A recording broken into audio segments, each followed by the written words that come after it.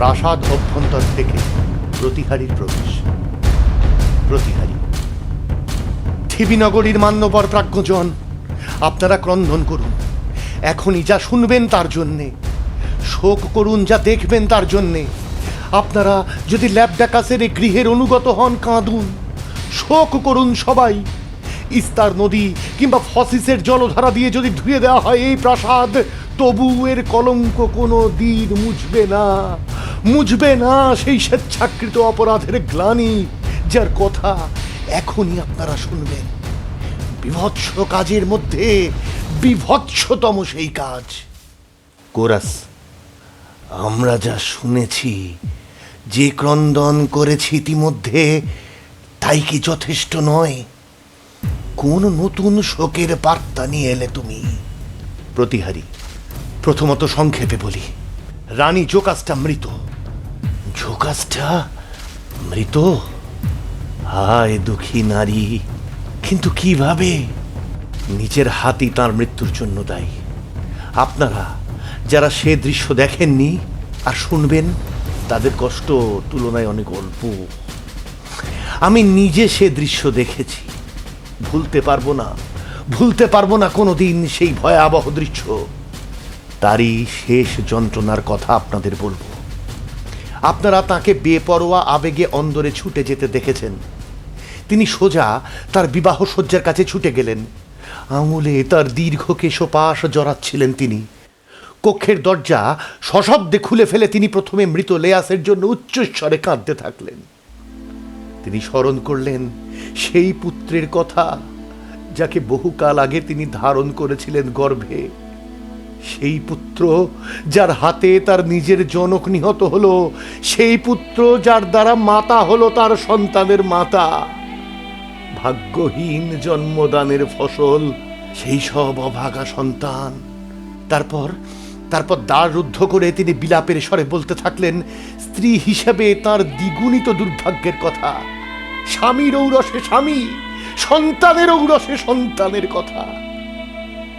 এই পর্যন্তই শুনেছি আমি, কিন্তু তার মৃত্যু হলো আমাদের চোখের আড়ালে। তার জীবনের বিয়োগান্ত পরিণতি দেখার আগেই ছুটে এলেন স্বয়ং রাজা, মর্মভেদী চিৎকার করতে করতে। তখন সবার দৃষ্টি তার দিকে। আমাদের মাঝখানে তিনি ইতস্তত হাঁটতে থাকলেন আর চিৎকার করতে লাগলেন, একটা তরবারি দাও, একটা তরবারি দাও।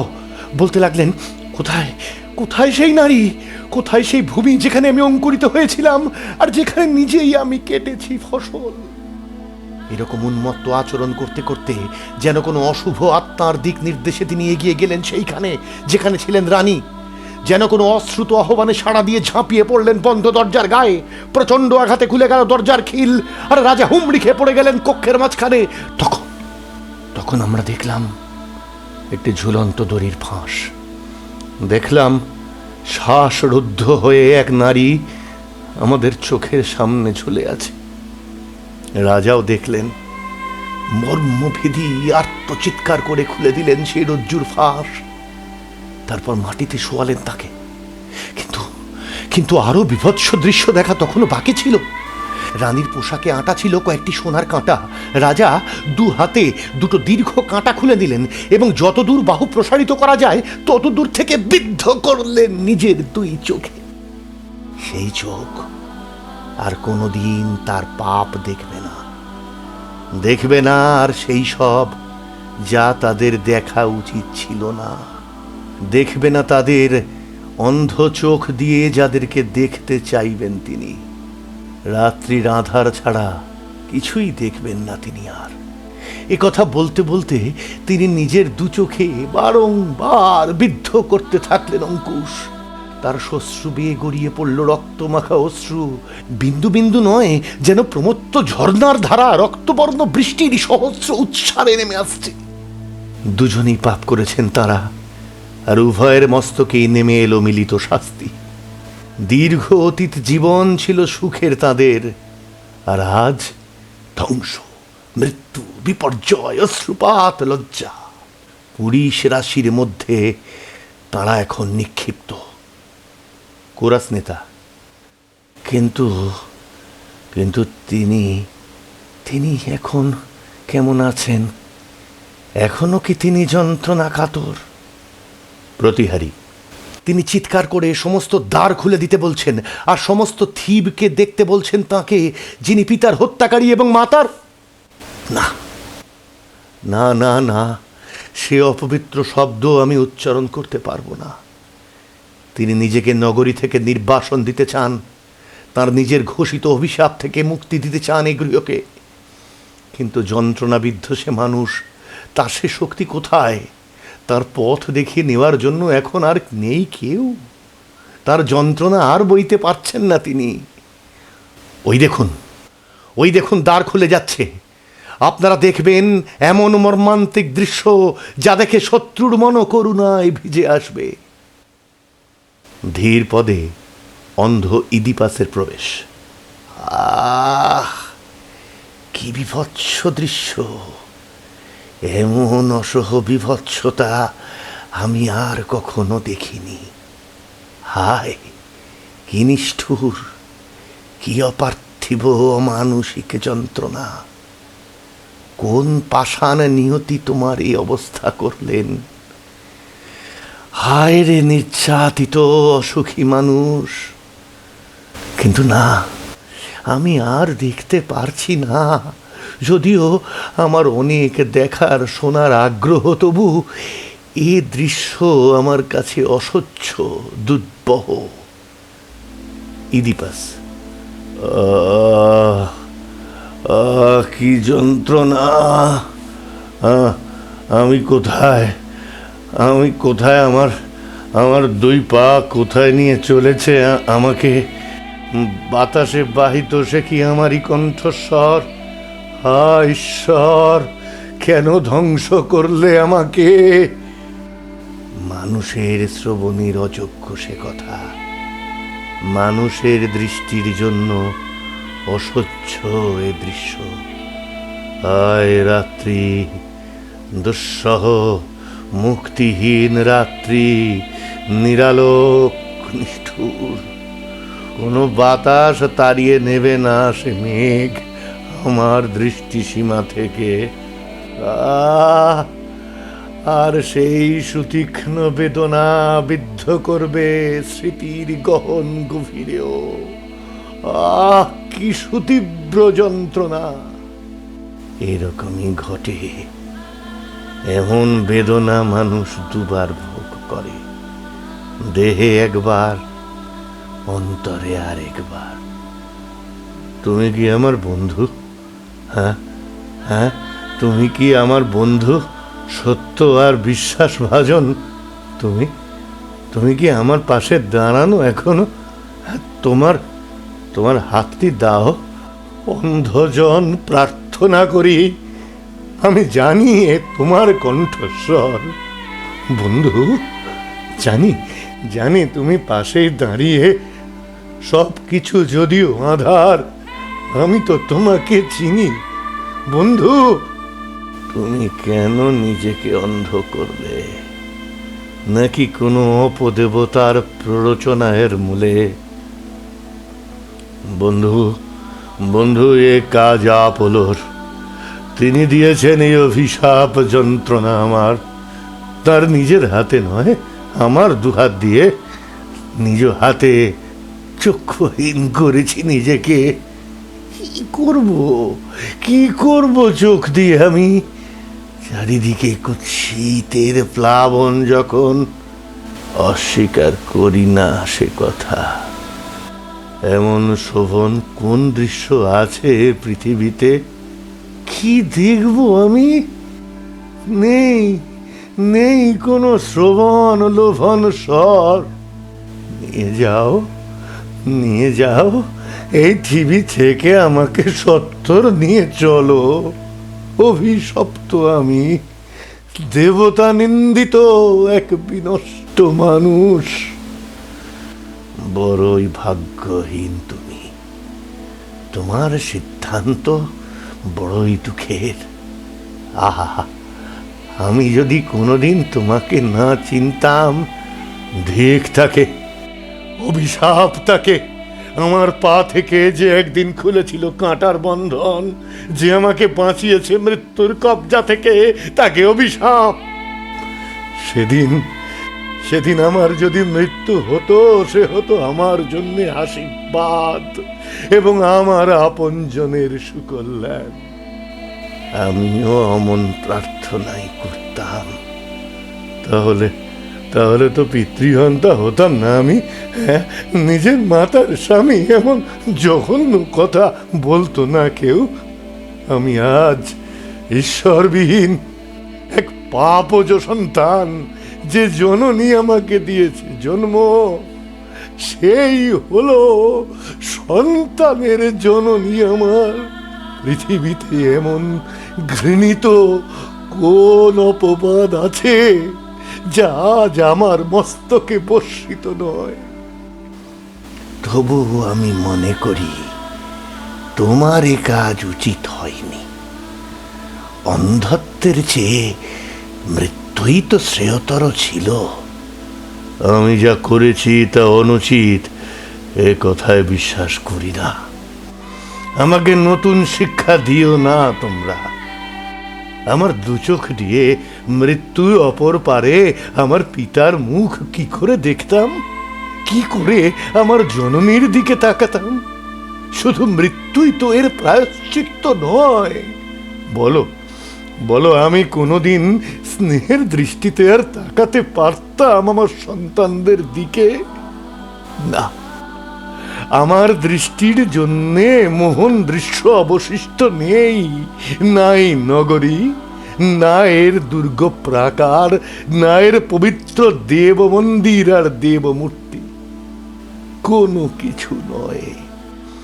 নিজের নির্দেশে আমি নিজেকেই বঞ্চিত করেছি ওই সব প্রিয় দৃশ্য থেকে। আমারই আদেশ ছিল পাপিষ্ঠকে ছুঁড়ে ফেলতে হবে, স্বর্গ আর লেয়াসের গৃহের শত্রুকে দিতে হবে নির্বাসন। যখন প্রমাণ হলো আমি সেই পাপী, তখন কি করে আমি তাদের চোখের দিকে আবার তাকাবো? আমার ক্ষমতা থাকলে আমার শ্রবণ শক্তিও নিজ হাতে নষ্ট করতাম। দৃষ্টি আর শ্রুতি হারিয়ে এ দেহকে নিক্ষেপ করতাম শূন্যতার মধ্যে, যন্ত্রণার সুতীব্র নখর থেকে। তাহলে হয়তো মুক্তি, হয়তো মুক্তি। সিথেরান, ধাত্রীমা আমার, এজন্যে আমাকে কি আশ্রয় দিয়েছিলে তুমি? তুমি কেন আমাকে মরতে দাওনি সে মুহূর্তে? বাঁচিয়ে রাখলে কেন আমার ঘৃণিত জন্ম কথা পৃথিবীকে জানানোর জন্য? হায় পলিবাস, হায় রে করিন্থ, হায় হায় ভুল ভুল পিতৃগৃহ। তোমরা কি জানতে যাকে তোমরা লালন করছো তার কোমল মুখের অন্তরালে কতটা পাপের দাগ? এখন তো আমি পাপে পূর্ণ এবং আমার জন্ম সেও পাপ, সেও পাপ। হায় সেই শান্ত নিস্তরঙ্গ পথের তেমাথা, নির্জন বনস্থলীর সেই স্থান যেখানকার মাটি নিজের পিতার রক্তে রঞ্জিত করেছিলাম। হায় হায় সেই 3 পথ তোমরা কি স্মরণে রেখেছ? আমি কি করেছিলাম সেই স্থানে, আর কি করেছি এই থিবি নগরীতে? অজাচার ঘৃণ্য পাপ। যেখানে আমার জন্ম সেখানে হয়েছি আমি জন্মদাতা। হায় হায় সে বিবাহ যার ফলে পিতা, পুত্র, ভাই, কন্যা, বধূ, মাতা সব একাকার হলো। সীমাহীন ভ্রান্তির স্রোতে লীন হলো সব। আমি আর সেসব ঘটনার কথা, সেসব অকথ্য ঘটনার কথা বলবো না। অনুরোধ করছি যত দ্রুত পারো আমাকে নির্বাসন দাও, আমাকে হত্যা হত্যা করো, সাগরের গভীর তলদেশে আমাকে নিক্ষেপ করো। আমার আমার দুহাত ধরো। কোরাস ইদিপাসের প্রসারিত হাত থেকে দূরে সরে যায়। আমাকে আমাকে করুণা করো, আমাকে স্পর্শ করো, আমাকে আমাকে এখান থেকে নিয়ে চলো। আমাকে আমাকে স্পর্শ করতে ভয় পাচ্ছ, আমাকে স্পর্শ করতে ভয় পাচ্ছ। আমার এই শাস্তি তো কেবল আমারই জন্যে, আর কারণ নয়। কোরাস নেতা ক্রিয়ন এদিকে আসছেন। তোমার প্রার্থনা পূর্ণ হবে কিনা সে বিচার তাঁর। তোমার অবর্তমানে সেই আমাদের রক্ষাকর্তা। ইদিপাস, আমি আমি তাকে কি বলবো? হ্যাঁ, আমি তাকে কি বলবো? এখন আমার কোন অনুরোধ তার চোখে যুক্তিযুক্ত মনে হবে? আমি তার প্রতি চরম অন্যায় করেছি। ক্রিয়নের প্রবেশ। ক্রিয়ন, ইদিপাস, তোমার ধ্বংসের জন্যে আমি তোমাকে বিদ্রুপ করতে আসিনি, পুরনো দিনের কৃতকর্মের জন্যে তিরস্কার করবার জন্যেও নয়। বন্ধুগণ, আপনারা স্মরণ করুন জীবন দেবতার প্রতি আপনাদের ভক্তির কথা। স্মরণ করুন মাথার ওপর সূর্যদেবের কথা। দিবালোকে অপবিত্র মানুষের উপস্থিতি কাম্য নয়। না ধরিত্রী, না বায়ু, না জল কোনো কিছু গ্রহণ করবে না তাকে। ওকে অভ্যন্তরে নিয়ে যাও। আত্মজন ছাড়া এই যন্ত্রণা দৃশ্য দেখা অন্য কারো সমীচীন নয়।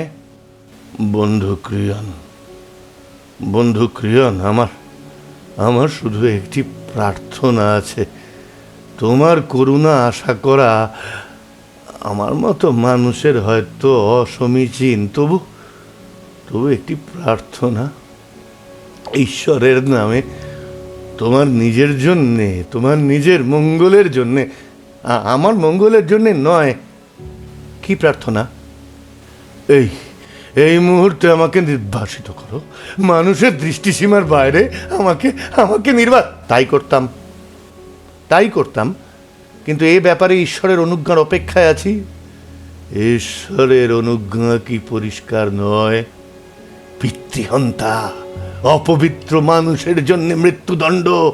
আমি তৈরি, সে দণ্ড গ্রহণের জন্য তৈরি, কিন্তু তবু বর্তমান সংকটে প্রয়োজন স্বর্গের নির্দেশ।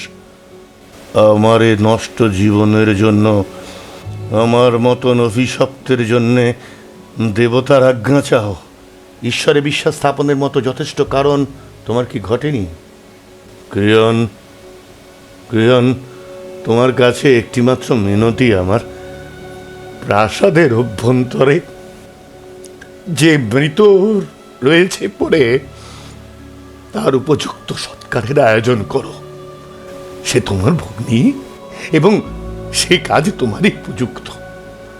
আমার নিজের জন্যে প্রার্থনা, আমার নিঃশ্বাস যেন পিতৃভূমির বাতাসকে আর বিষাক্ত না করে। আমাকে ওই দূর পর্বত অঞ্চলে নির্বাসিত করো। আমি যেন সেখানে শান্তিতে মৃত্যুবরণ করতে পারি। ওই সিথরান, যার নাম আজন্ম আমার সাথে যুক্ত, ওই পর্বতের চূড়া, আমার জনক জননী যাকে বেছে নিয়েছিলেন আমার মৃত্যুশয্যা রূপে, তাদের সেই ইচ্ছা পূরণের জন্য সেখানে যাব আমি। আমার মৃত্যুর জন্যে পাতা সে শয্যায়। অবশেষে আমি জানি কোনো ব্যাধি আমাকে নেবে না, কোনো দুর্ঘটনা কেড়ে নিতে আসবে না আমার জীবন। মৃত্যুর নখর থেকে একদিন বেঁচে গেছি আমি, কেননা আমার জন্য নির্ধারিত তার চেয়েও ভয়াবহ আরেক নিয়তি রইল আমার সন্তানেরা। পুত্রদের জন্য চিন্তা করো না ক্রিয়ন। তারা যেখানেই থাকুক না কেন নিজেদের রক্ষায় সক্ষম হবে তারা, কিন্তু আমার কন্যারা, আহা সোনামানিকেরা কখনো আমাকে ছাড়া আহার করেনি। সব কিছু আমরা ভাগ করে খেতাম সকলে একসাথে। ক্রিয়ন, ওদের দেখো। আমি যদি একবার ওদের জড়িয়ে ধরে কাঁদতে পারতাম, শুধু একবার, মহান ক্রিয়ন, শুধু একবার অনুমতি দাও। আমি শুধু একবার ওদের বুকে জড়িয়ে নেব আর ভাববো ওরা আমার পাশেই আছে, যেমনটি ছিল ওরা যখন আমার ছিল, আমার চোখ ছিল, সব কিছু ছিল। ইদিপাসের দুই কন্যা ইসমিনি ও আন্তিগোনিকে সামনে নিয়ে আসা হয়। তারা ইদিপাসের সামনে এসে দাঁড়ায়। কি হায় ঈশ্বর, হায় ঈশ্বর, আমি কি আমার সোনামণিদের কান্না শুনতে পাচ্ছি? তাহলে কি ক্রিয়নের দয়া হলো, ওদেরকে পাঠিয়েছে? এ কি সত্য? সত্য, ওরা এসেছে। ওদের তুমি কত ভালোবাসো আমি জানি, আমি তাই ওদেরকে আনিয়েছি। ঈশ্বর তোমার মঙ্গল করবেন ক্রিয়ন। তোমার পথকে তিনি আমার পথের চেয়ে মসৃণ করবেন। স্নেহের বাছারা, তোরা কোনখানে? হ্যাঁ, কাছে আয়, কাছে আয়, স্পর্শ কর তোদের ভাইয়ের হাত। এই হাত, ওই হাত দুটোই তো হরণ করেছে এই চোখ, তোদের পিতার চোখ। এই চোখ যখন দৃষ্টিমান ছিল তখন তো তারা ছিল অন্ধ। তারা তো দেখেনি তোদেরকে জন্ম দিতে কি করেছি আমি। তোদের দুঃখ ভরা ভবিষ্যৎ জীবনের কথা ভেবে আমি কাঁদছি। সুকঠিন পৃথিবীর মুখোমুখি হতে হবে তোদেরকে। উৎসব, নাগরিক অনুষ্ঠান, তোরা থাকবি নিরানন্দ। সবাই যখন উৎফুল্ল আনন্দে উদ্বেল হবে, তোরা অশুভ চোখের জল ফেলতে ফেলতে ঘরে ফিরে যাবি। যখন বয়স হবে বিবাহের, তুই কোথায় পাবি রে এমন নির্ভীক বর যারা এই লজ্জা, এই ঘৃণাকর ঘটনাকে মেনে নেবে? হ্যাঁ, পৃথিবীর সকল কলঙ্ক আজ তোদের মস্তকে। একজন পিতা যে হত্যা করেছে তার নিজের পিতাকে, কলুষিত করেছে যে নিজের জন্মের শয্যা। যেখানে নিজের জন্ম, সেখানে দিয়েছে জন্ম নিজে।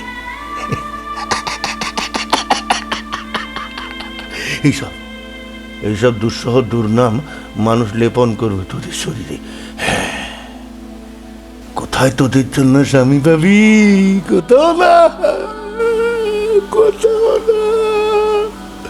কোথাও না। ফলহীন কুমারীর জীবন তোদের বয়ে যেতে হবে।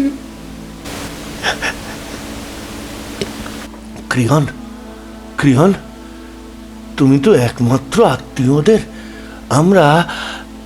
আমরা যারা একদিন জন্ম দিয়েছিলাম ওদের, তারা দুজনেই আজ ধ্বংস হলাম। তুমি ওদের এখন পিতা। ওদেরকে নিঃসম্বল গৃহহীন ভিখিরি করো না।